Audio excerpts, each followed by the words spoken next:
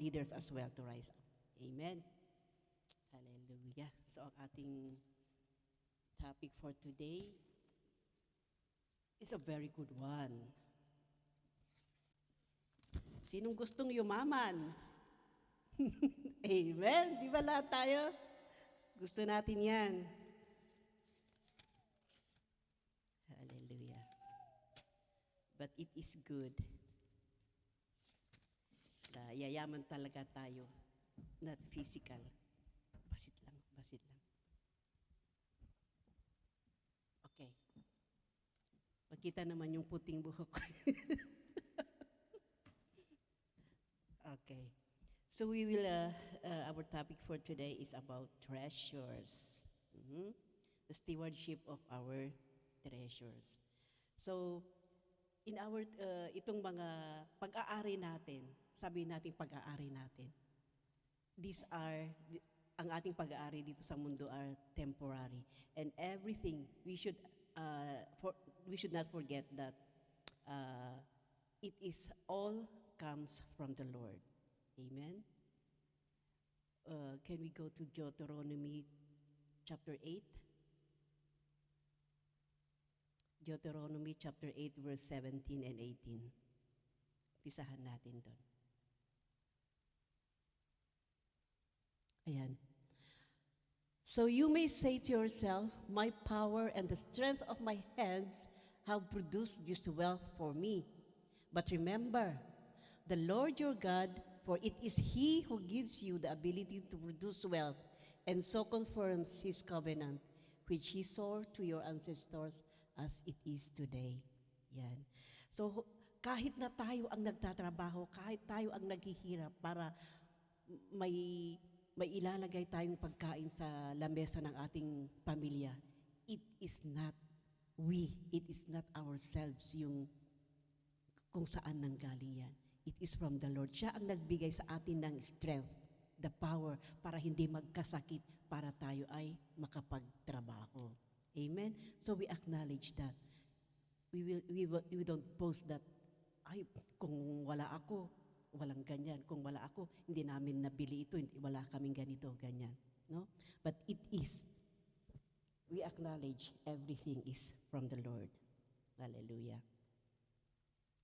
Okay, so for starting is, no. So itong stewardship for our treasures, is one of Satan's most effective delusions in the idea that happiness consists in the things that we possess. Yan yung nilalagay ng demonyo sa ating isipan. Yung happiness natin is about the material things.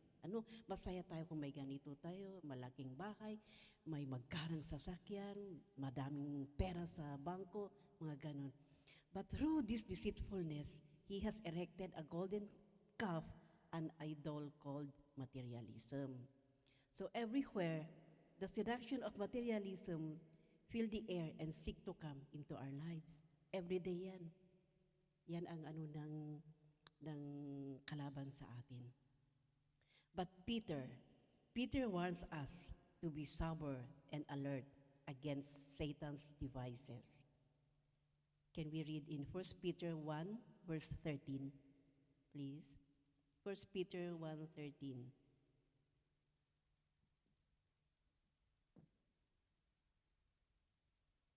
Yan. Therefore, with minds that are alert and fully sober, set your hope on the grace to be brought to you when Jesus Christ is revealed at this coming. Another in chapter 5, verse 8. Same, 1 Peter 5:8. Yan. Be alert and sober mind. Your enemy, the devil, prowls around like a roaring lion, looking for someone to devour. Nagwo-work ang demonyo bawat minuto, looking for someone to devour. Amen? So why Peter wants us to be sober and on guard? Because it is we are not on guard.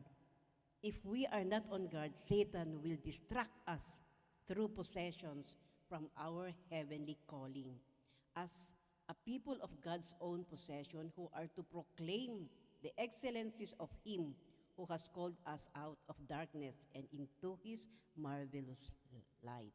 So hihilain tayo ng demonyo para makaalis tayo, para makalayo tayo sa presence of God. Yung pagbibigay niya ng mga ganyan, yung pinapakita niya sa atin, inaakit tayo para doon ang concentration natin, not on the time, not on God's presence. Ganyan ang gawain ng demonyo. So money is a very little thing.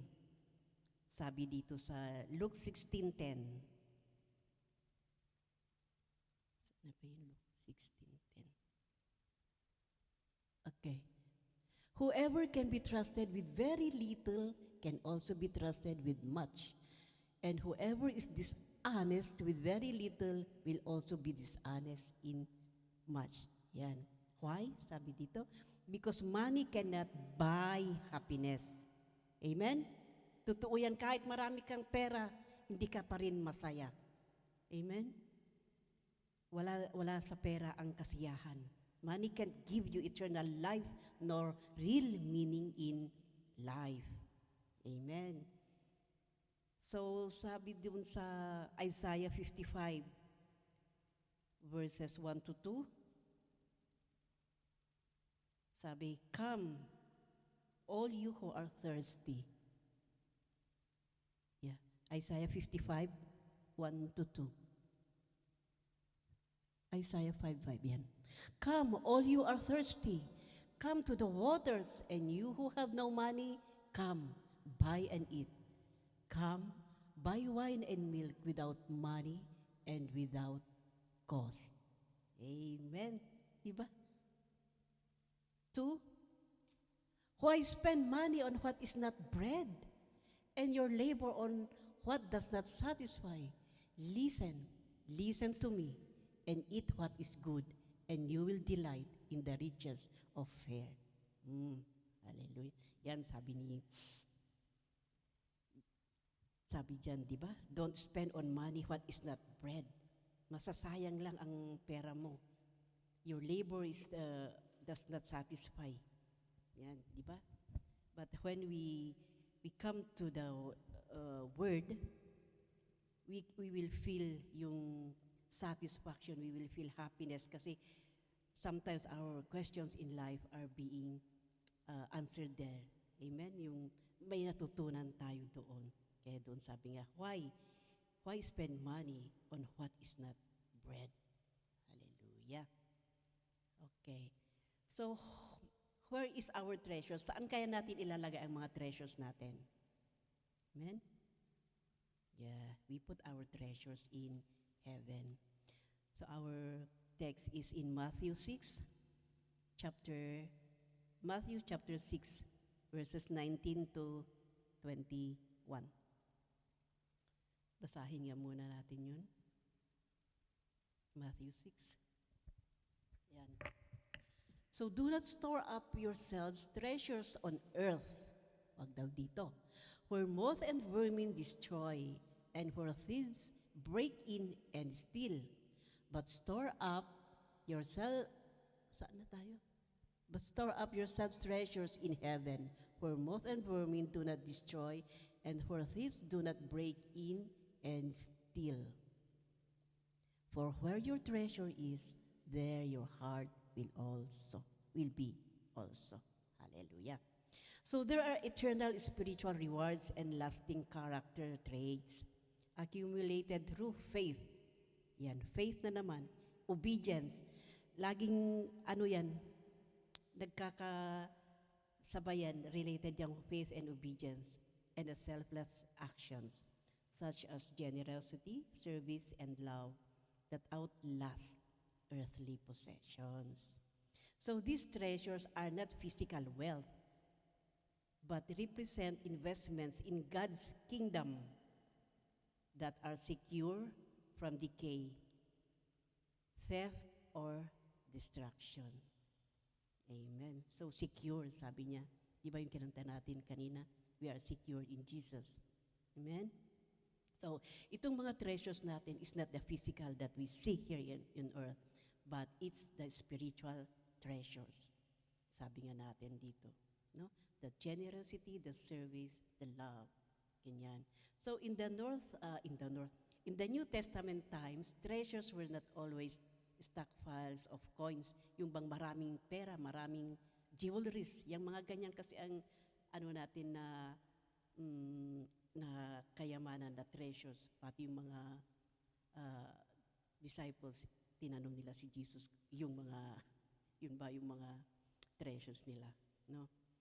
Since wealthy garments often represented also a person's holdings, pati yung mga garments, mga ano yan, tinitreasure din nila. Di ba yung mga kings, ang gagara ng mga damit nila, yung mga sultans, yung mga, anong tawag yung mga duke, mga queen and kings, magagara yung mga damit nila. Queen Elizabeth, di ba? Palit siya ng palit ng mga dress niya with matching hat. ang gaganda. So, so Jesus spoke quite literally when he warned the people na that moth could destroy their worldly wealth. It is better to place one's hope in the person and promises of God than in anything this world has to offer. Yung hindi raw masisirain ng moth, yung di ba nagdi-decay? Di ba may tinatago tayong mga mga treasures natin, hindi natin alam, hindi natin nakikita yung halimbawa itong mga bags, di ba? Itong ladies, tayo sa pag-collect ng mga bags. Pag hindi natin nagagamit yung matagal, di ba nababakbak yung niya, kahit na leather yan or leatherette, mga ganyan. Pag hindi natin ginagamit na kadalasan, nababakbak yun. Pag tinignan natin, wala na. So, anong nangyari? Nasayang. Amen? So, the damage is unseen, yung gradual na nadidikay. Pati mga gamit, lahat yan, yung mga furnitures, yan, din yan, mabubulok din yan. So, masasayang lang. Yung, also the rust, yung mga kalawang, sinisira niya yung mga metal at itong sinasabing thief na nakawin yan. So, kahit na gaano mo itago yan, kung andyan yung mga magnanakaw, no matter what you do, mawawala din yan. Amen? So, it will be lost. Ganyan ang mangyayari sa mga physical treasures. But in our treasures, in heaven, it will be preserved. Amen. Hallelujah. So, can we go to Proverbs 23? So, Proverbs 23, 4 and 5.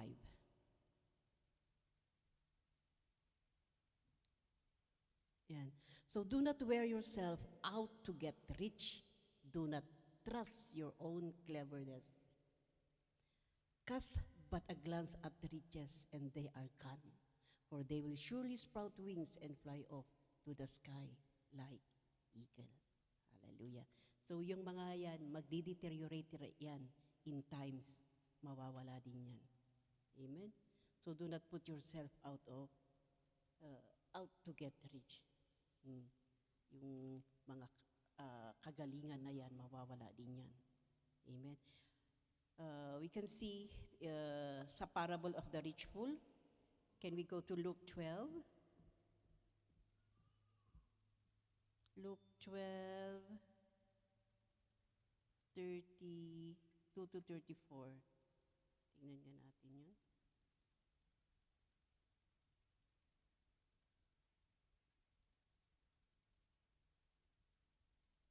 Ay, teka muna. Doon muna tayo sa 16 to 20. Luke 12, 16 to 20. Ayan, so he told them this parable. The ground of a certain rich man yielded an abundant harvest. He thought to himself, "What shall I do? I have no place to store my crops." Then he said, "This is what I'll do. I will tear down my barns and build bigger ones, and there I will store my surplus grain. And I'll say to myself, 'You have plenty of grain laid up for many years. Take life easy, eat, drink, and be merry.' But God said to him, 'You fool, this very night your life will be demanded from you. Then who will get what you have prepared for yourself?'" Diba?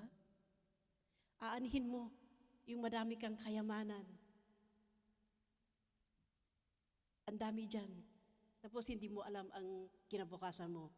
By the next morning, wala ka na. Sino makikinabang sa mga ari-arian mo? Diba? So, ayan. Yan yung turo ng parable of the rich fool.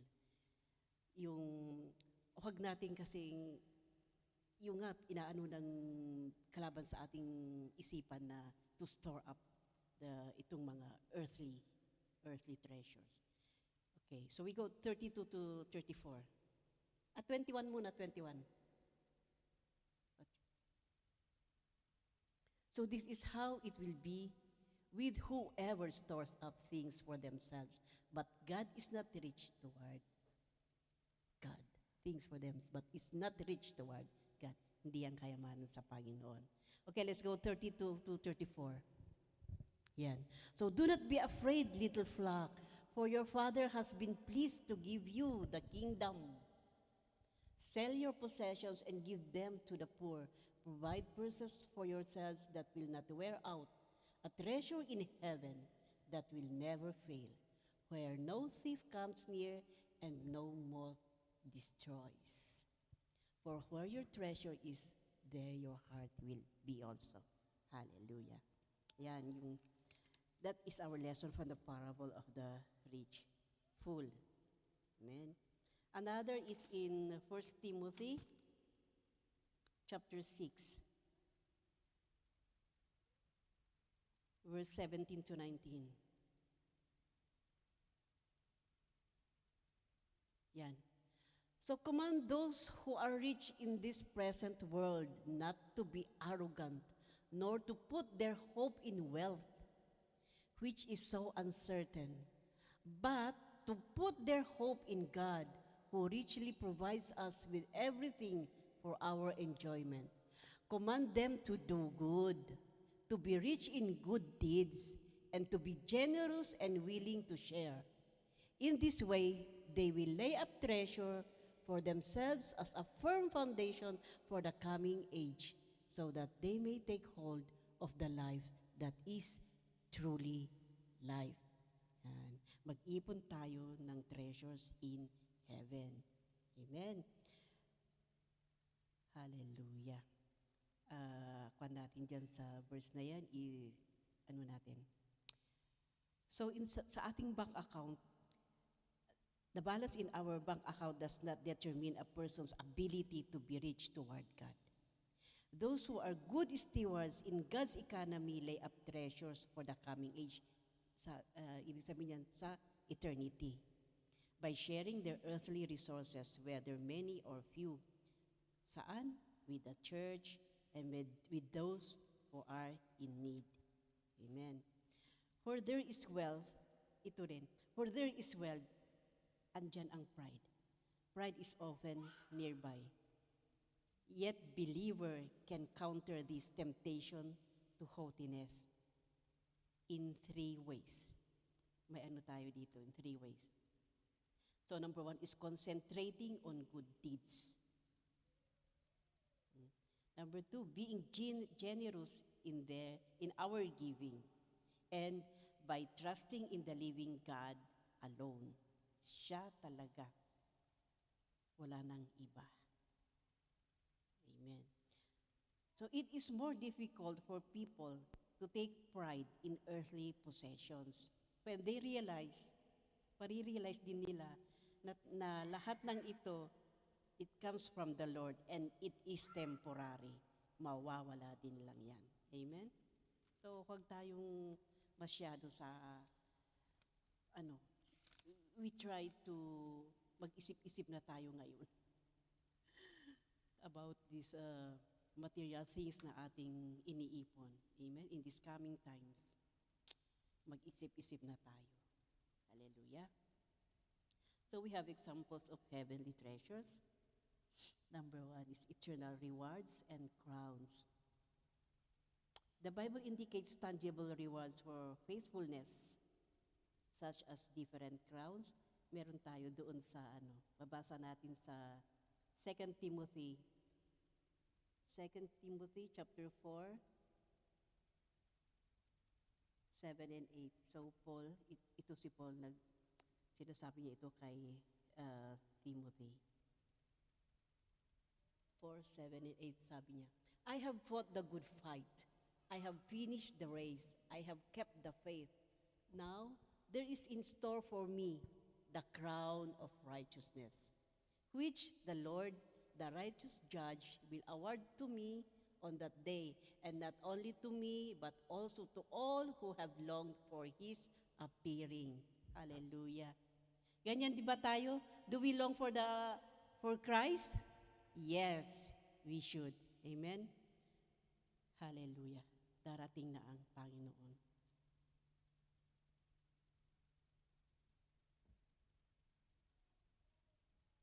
And ito ang naman ang sabi ni Jesus in Revelations 22, verse 12. So we long for the appearing of Jesus, ano? Yan, sabi. Look, I am coming soon. My reward is with me, and I will give to each person according to what they have done. Hallelujah. Ayan. Kaya nga mag-iipon tayo ng treasures in heaven because we will be, ayan sabi ni God, ma-reward tayo according to what we have done here on earth. Hallelujah. So we remain steadfast through trials and hardships, trusting in God's promise for eternal rewards. Hallelujah. Di naman tayo pababayaan ng Panginoon Diba? Because He had promised us not to leave us nor forsake us. Number 2, character traits. So building character traits like patience, mercy, kindness, and compassion through self-denial and following Jesus' teachings. Mahirap talaga itong ibang traits na to. Patience, kindness, compassion.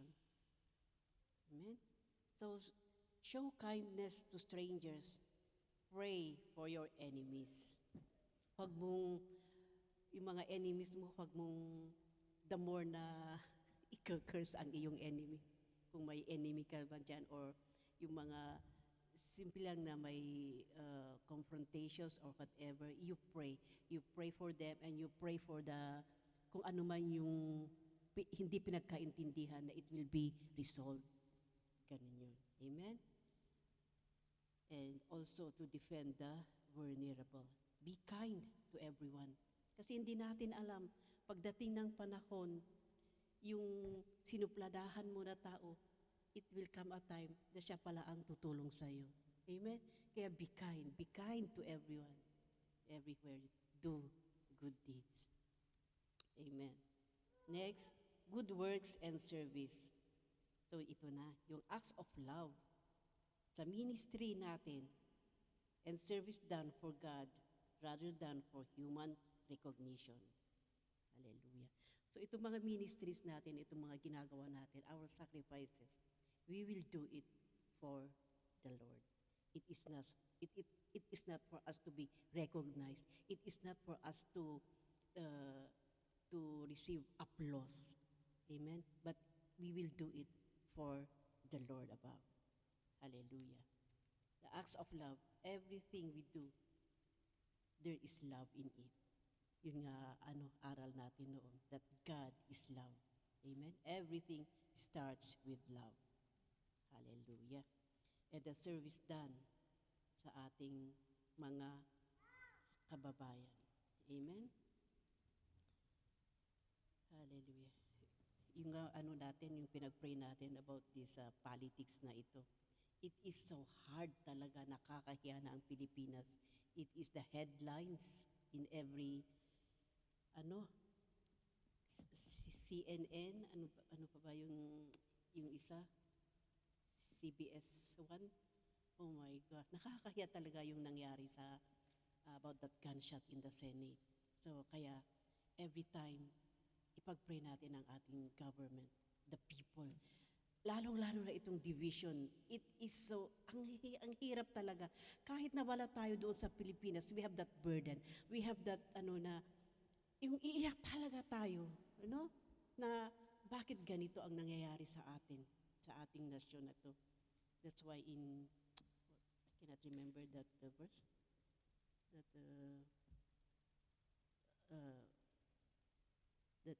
every nation that will call unto the Lord. Ganun. Yeah. And the Lord will heal the land. Hallelujah. O sa Second Chronicles ba yun? Kaya, yeah, we pray talaga. Itong mga services ng ating government. Okay, next is generosity. Dito na.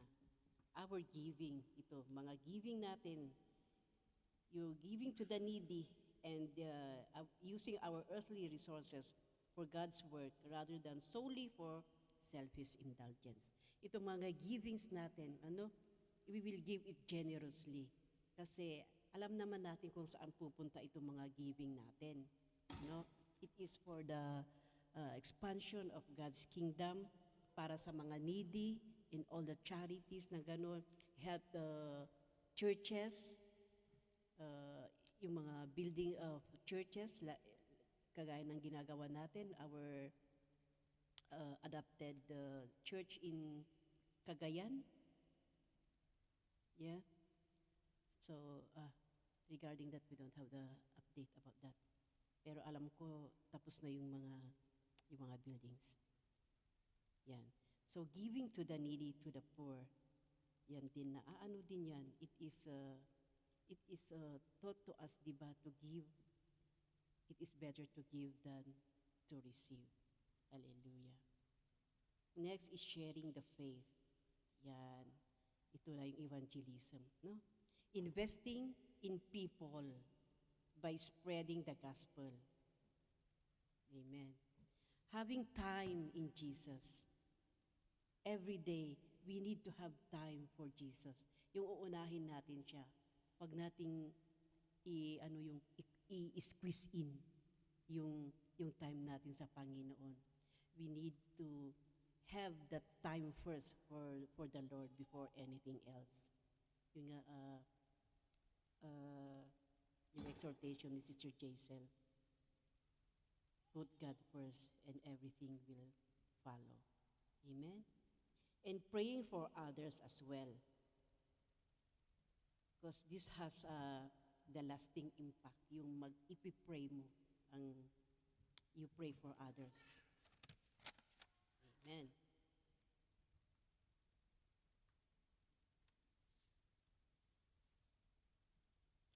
Okay, so yung examples ng treasures.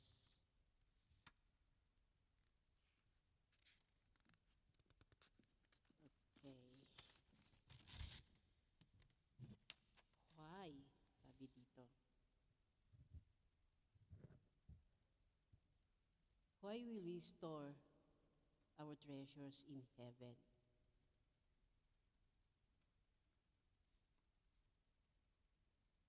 Yan.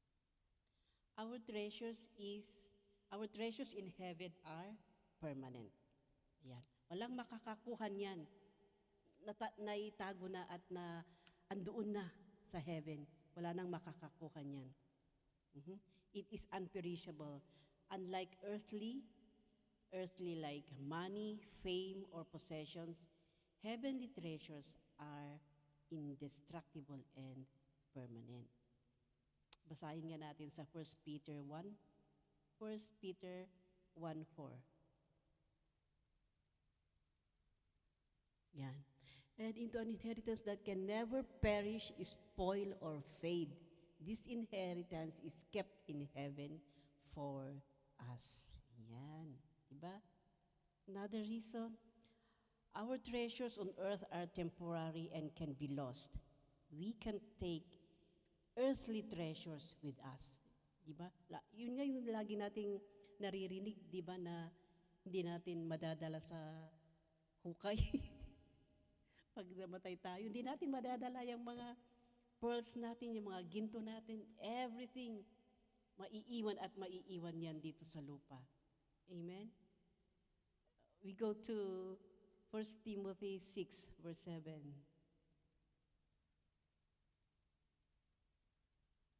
Ayan. For we brought nothing into the world and we can take nothing out of it. Yan. Wala tayong for we brought nothing. Walang-wala tayo dito sa mundo. Kaya wala din tayong makukuha. Wala tayong may dadala. Amen. Next, our treasures on earth are really unfulfilling in that they cannot buy true happiness. Ayan yung nasabi natin kanina sa Isaiah, in the book of Isaiah. Okay. Next is, our treasures on earth cannot prolong life or give security. Punta tayo sa Luke 12. Luke 12:16.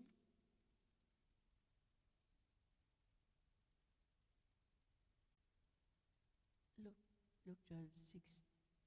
Ito na nga yung nabasa natin kanina sa sa parable of the foolish the foolish rich. It won't prolong our life and give security. Amen. Next, our treasures determine our pursuits and priorities. Without the right treasure, we will pursue the wrong things and waste our lives. Ayan, yun nga yung parable na binasa natin kanina. Parable of the rich fool. Hallelujah.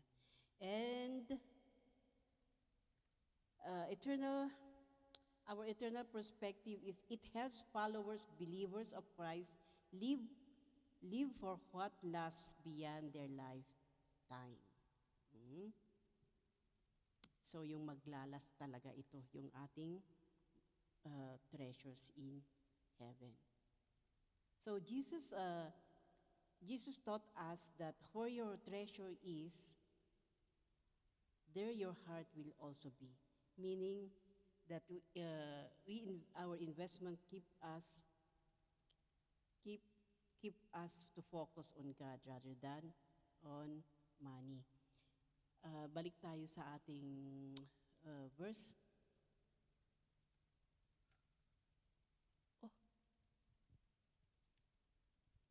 Okay, see. Balik tayo sa ating verse in Matthew 6:19-21. Sabi dito na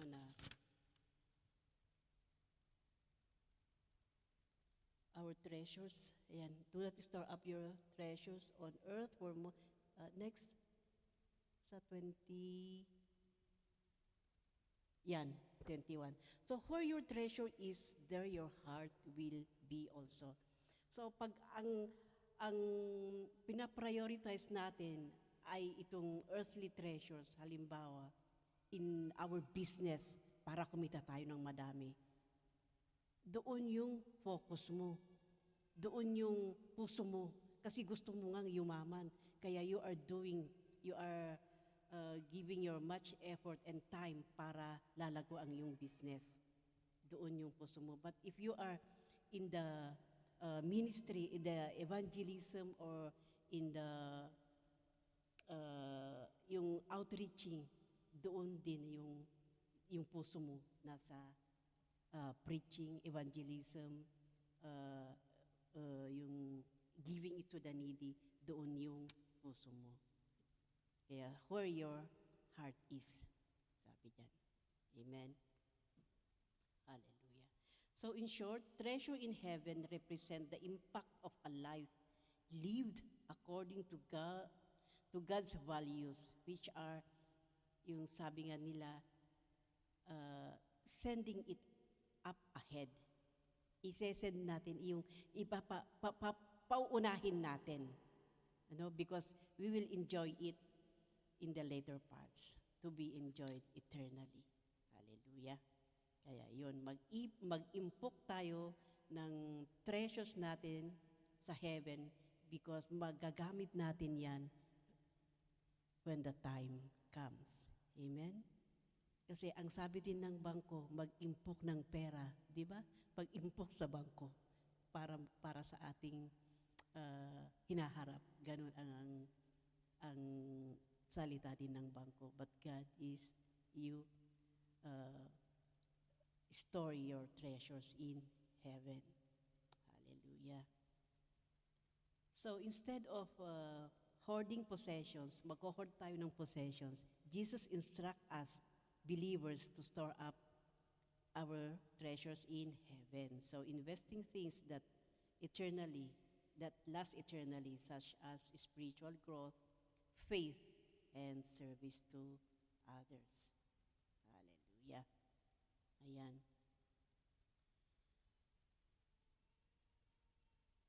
So, yan. So, we focus on our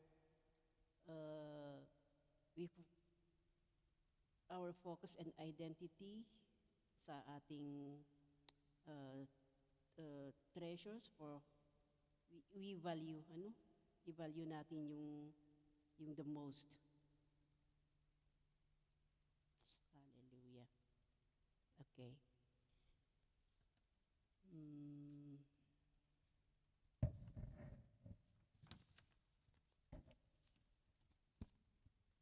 Okay, so stewardship of treasures. Punta na tayo dito sa stewardship of treasures. So stewardship of treasures means managing all financial resources and possessions as a caretaker. Caretaker tayo rather than an owner, because sabi nga natin kanina, the owner is the Lord. Siya, nanggaling lahat sa Kanya. Amen? So it requires recognizing God as the ultimate source of all wealth, prioritizing eternal investments over temporary material gain, and practicing radical generosity to bless others and advance the faith. Amen.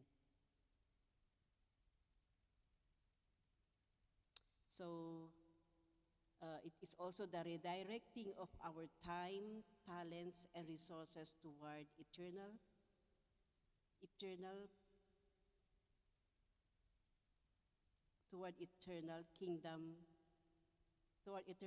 kingdom.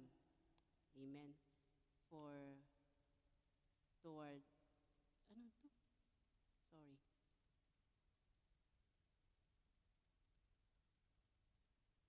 Yeah. So it is redirecting our time, talents, and resources toward eternal kingdom-founded purposes. Yan. So we have principles of stewardship. Number 1 is everything belongs to God. Yeah, it is true. Yung nabasa natin kanina. We are called to acknowledge that everything we have, money, property, and abilities, ultimately belongs to God. We have that supporting verse in Psalms 24, verse 1. Psalms 24, verse 1. Sabi, the earth is the Lord's, and everything in it, the world, and everything in it, the world and all who live in it. Yan. So the earth is the Lord's, pag-aari ng Panginoon. Hallelujah. So we believe that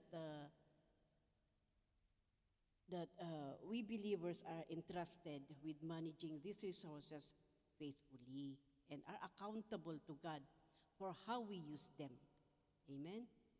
So steward your gift with humility and for God's glory rather than seeking of the applause of others. Yan, kasi nga everything belongs to God. Next, investing in heavenly treasures. Jesus emphasizes that material wealth on earth is temporary and vulnerable to decay, whereas investing in God's kingdom yields eternal rewards. Amen. Ito nga yung main verse natin sa Matthew 6:19 to 21. So generosity reorients a person's heart away from materialism and toward things of lasting eternal value. Hallelujah. So make following Christ and prioritizing His will is our primary daily focus. Amen. Next, number 3 is generous and cheerful giving. Okay. This one also encourages believers to share their financial blessings to support their local communities, itong church natin, and those in need. Ito nga yung sabi natin, giving it a generous and a cheerful giver. In 2 Corinthians 9:7. Popular itong verse. So giving should be a joyful practice, response to God's grace and provision rather than an obligation. Huwag nating anuhin na it is our obligation to give, but it is our joyful giving. Amen. Doon pumupunta yung ating yung giving natin, pumupunta sa ating church building, pumupunta sa ating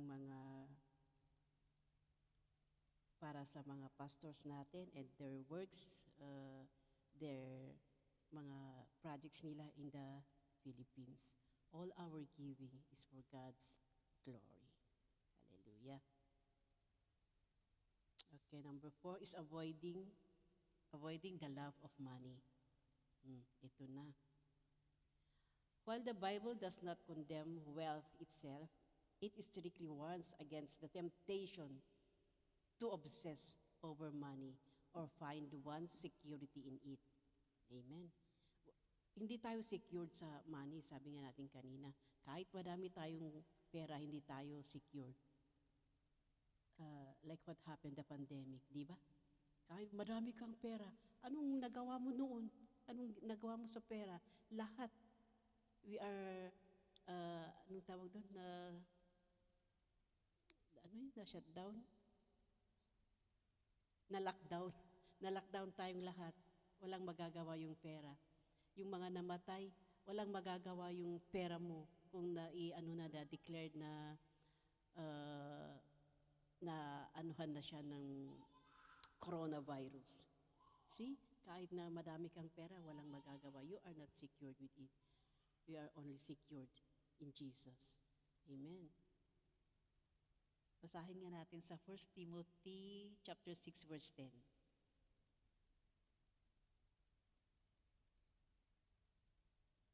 Yan. For the love of money is a root of all kinds of evil. Some people eager for money have wandered from the faith and pierced themselves with many griefs. Yan. Yun ang nagawa ng the love of money? Wandered from the faith. Lumayo na sila sa kanilang pananampalataya because they are focused on money. They love money. So hindi money yung root of evil. It is the love of money. Hallelujah. So good stewards must maintain contentment. Ayan, kontentado tayo sa lahat ng bagay na nasa atin. And guard against greed. Practicing financial stewardship with wisdom and integrity. Hallelujah. Yan talaga. Practicing financial stewardship with wisdom and integrity. Minsan kasi sa atin, lalo na sa ating mga ladies, pag ano tayo kahit sabihin mong pupunta ka mag-window shopping, mamaya yung mata mo, di ba? Yung mata mo, natatalo na sa isip mo, no? You can see may nakita kang maganda, may nakita kang, may discount. Ganun. Yung bang, sige ka na lang, sige, hindi ka nag-iisip.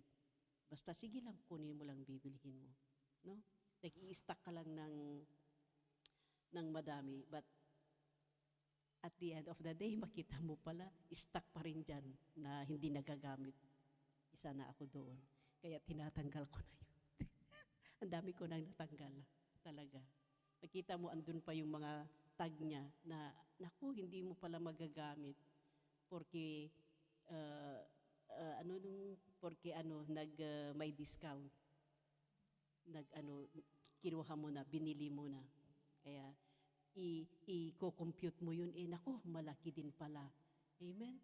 Pati yung mga nabibili you know that the Temu na yun? Oh, I hate really. Ang dami kong nakuha noon. Tapos nung dumating, hindi pala maganda yung quality. Ang ganda pala sa picture lang, sa ano nila, but when it comes na andyan na yung makikita mo, pangit pala yung quality. Kaya mula noon, tinanggal ko na yung app ko ng Temu. And also that yung Shein na yun, naku, mas maganda pa pala kung pupunta ako sa The Vines or Salvos. At least makikita mo yung may susukat mo pa, magugustuhan mo pa. So that's why itong mga ginagamit nga ng media, ginagamit ng mundo sa atin, talagang inaano lang tayo. Walang, kaya sabi ko, pag andun ako sa grocery or what, naku, pag may nakita ako, priority ba yan? Oh no, it's not. Ibaba mo na lang, huwag mong ilalagay sa cart mo. It's not priority. Wag. Yeah. Kagaya ng mga, like yung mga shampoos, yung mga perfume, tinignan ko nga yung sabi ko, naku, ang dami pala nito. Sabi ko, mag-iisang taon na. Mag-iisang taon na, andito pa pala. Sabi ko, I will use this one. Sige, gamit para, iisa-isa na lang yan para matanggal na. Pati mga shoes, ganon. Sige na, bibigay na para na. Even the size is not fit for you. Kaya sabi ko, Lord, nung inano ko to, Lord, oo nga pala, I'm not using Lord, yung binibigay mo sa akin, yung mga sinasahod ko, hindi ko pala ginagamit sa wasto, sabi kong ganyan. Madami pala akong binili na hindi ko pala nagagamit, sabi kong ganyan. Kaya, Lord, help me, Lord. Tame me, Father God, in yung paggastos, sabi ko. Kasi talaga pala, we need wisdom talaga sa ating paggamit sa ating that is stewardship talaga. Amen? Kaya, yes. Yun nga, sabi ko nga, naku, ito pala binili ko sa ganito, $30. What if nilagay ko na lang sa giving ko at pumunta sa Pilipinas, na ibili pa ng mga upuan and gagamitin pa ng mga souls. Di na yung giving ko, di ba? It glorifies the Lord. Pero binili ko sa ganitong, ay nako, sabi ko. So, kaya talaga ang salita ng Panginoon, it teaches us so much. Amen? Kaya, others, binigay ko na yung mga iba sa iba. Okay. Number 5 is the accountability and wise planning. Yan. Stewardship involves the diligent, wise, and proactive management of God's resources. Mayan nga yung sinasabi natin. In the parable of the talents, nakita natin yung isa, hindi niya ginamit yung talent niya. Di ba? Yung dalawa, ginamit nila at nagmultiply pa. Pero yung isa, hindi niya ginamit, tinago lang niya. And when the master came, nasiyahan siya sa dalawa because it multiplies. Pero yung isa, hindi siya nasiyahan. Kaya sabi niya, i-ano na siya. Kasi hindi niya nga ginamit yung talent niya.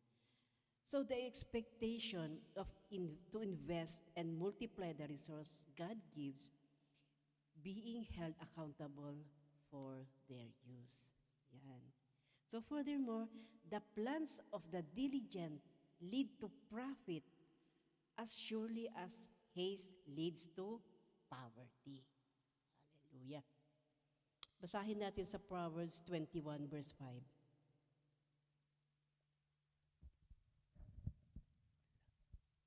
Yan. The plans of the diligent lead to profit as surely as haste leads to poverty. Yan na pala, binasa ko na pala. So believers are encouraged to budget. Yan, mag-budget daw tayo. Save and handle their earthly treasures responsibly to ensure they can provide for their families and support the work of the kingdom. Amen. Mahirap talaga kung hindi natin alam mag-budget. Ano? Kung na-receive natin yung sahod natin, sige, bili dito, bili doon. Basta bili ka lang ng bili. Wala hindi ka nagbabudget. Ano ka talaga? You will have that tendency na yung need nyo talaga, hindi mo makakamit ngayon, yung ipopostpone mo pa. Kaya mahirap yung ganun, ano? Yung budgeting.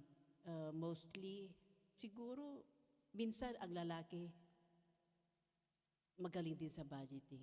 And minsan din babae. Wala yung magaling ang lalaki, magaling ang babae. Either, yeah. Nasa median yun. So we need to budget. Amen? Hindi wala yung impulse buying. Hallelujah. Masisira ang ano mo doon pag wala kang budget. And also save. Amen? Saving is ang saving is, hindi yung bibilhin mo lahat, babayaran mo lahat, at yung matitira. No. The best way to save is mag-save ka. Kuha ka na agad. And the rest, yun na yung i-budget mo. It will help you a lot. Makakasave ka talaga kung ganun. Rather than yung i-ano mo muna, bayaran mo lahat muna, bilhin mo muna, and yung matitira. Kasi sometimes, baka walang matira, wala kang maisasave. Ganun yun. Amen? And handle, sabi dito, the earthly treasures responsibly. Hallelujah. Mahirap magkautang. Amen? Kaya yun nga itinuturo sa atin to save. To budget. Hallelujah. Huwag kang mag-spend naman sa beyond your means. Diba? Kung ang sahod mo weekly is 3,000, huwag ka naman mag-spend ng more than that. Amen? Kasi wala na. You are not using your wealth. You are not using your diligently. Mm-hmm. Amen. So in serving others as well, apply your specific skills, whether teaching, counseling, or creative arts to serve your community and the body of Christ. Amen. So ayan yung natin sa about treasures and how. So balik tayo sa ating main verse in Matthew 6.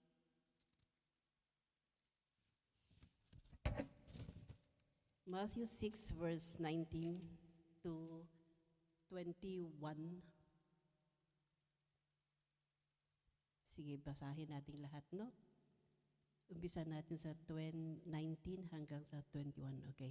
Do not store up yourselves treasures on earth, where moth and vermin destroy, and where thieves break in and steal. But store up yourselves treasures in heaven, where moth and vermin do not destroy, and where thieves do not break in and steal. 21.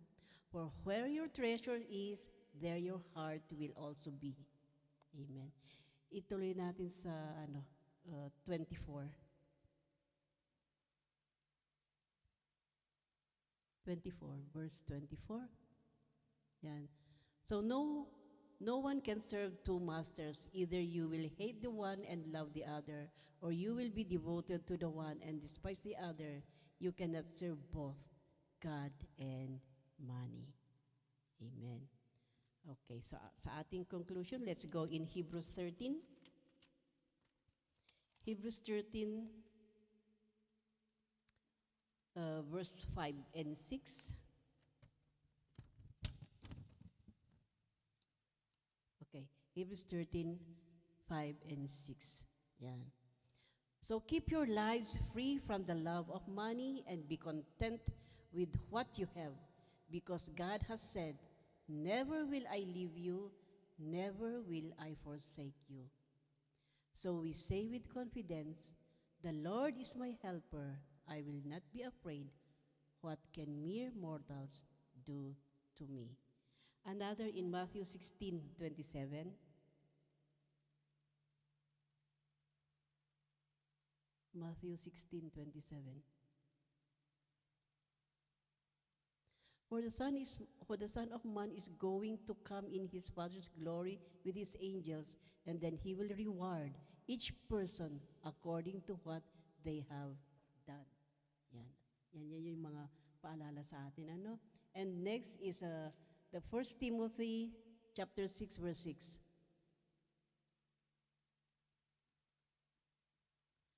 Yan, so this is the main, ano. But godliness with contentment is great gain. Hallelujah.